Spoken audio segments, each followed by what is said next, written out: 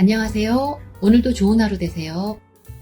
알아두면 도움이 되는 정보를 전하는 쌩쌩 정보입니다. 우리가 살면서 가장 필요한 게 무엇일까요?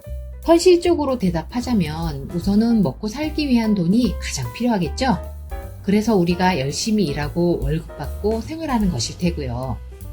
오늘은 정부에서 새로운 통신금융대책에 대해 발표한 내용 중에서 금융 분야 대책이 우리가 생활하는데 어떤 밀접한 관계가 있는지 살펴보려고 합니다.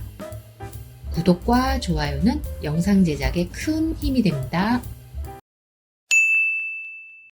아무리 우리가 신용카드를 많이 쓴다고 해도 현금을 사용하는 일은 항상 많이 있습니다. 물건을 살 때도 계좌이체를 이용하는 경우도 많이 있으니까요.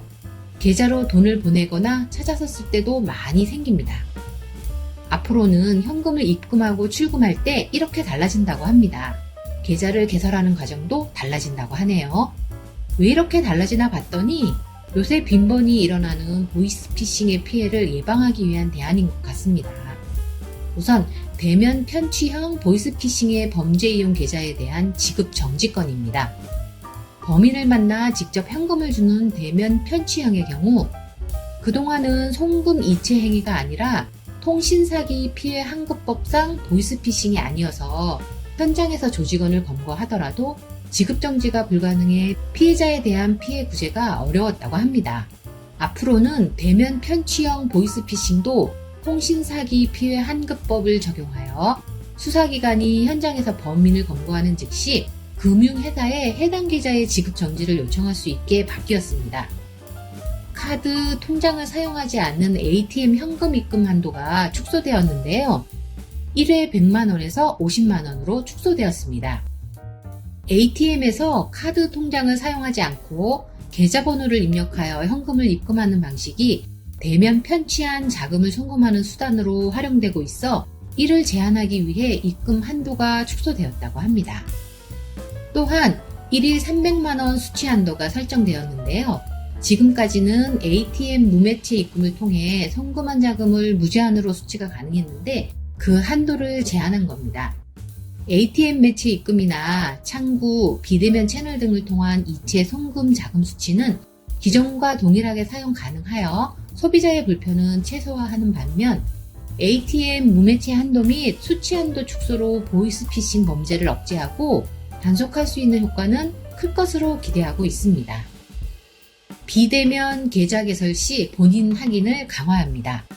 비대면 계좌 개설 과정에서 신분증 사본을 통해 실명을 확인하는 과정이 신분증 위조 또는 도용에 취약하다는 지적이 있어 위조된 신분증으로 비대면 계좌 개설이 되지 않도록 모든 금융회사가 신분증 진위 확인 시스템을 사용하도록 절차를 강화합니다.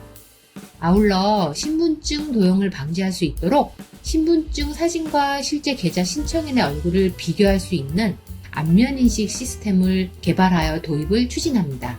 23년 하반기부터 시스템을 본격 활용할 예정이라고 합니다.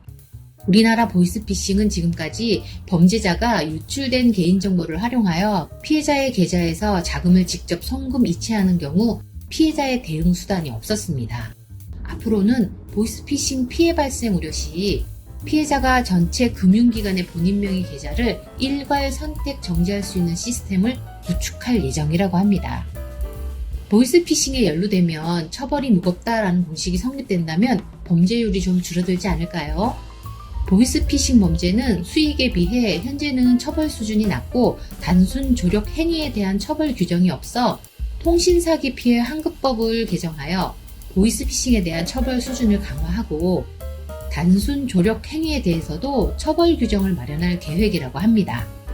정부는 국민의 안전한 일상을 파괴하는 보이스피싱 범죄와 전쟁을 한다는 각오로 범부처 차원의 강력한 대응을 지속적으로 펼쳐나갈 것이라고 하니 앞으로는 보이스피싱으로 인한 피해가 근절되었으면 좋겠습니다. 비록 은행 업무가 조금 번거롭게 개선되었다고 해도 사기로 인해 절망하지 않도록 정부에서 이런 생활에 밀접한 범죄는 조기 근절해 주시기를 바라봅니다. 오늘 영상은 여기까지입니다. 시청해 주셔서 감사합니다.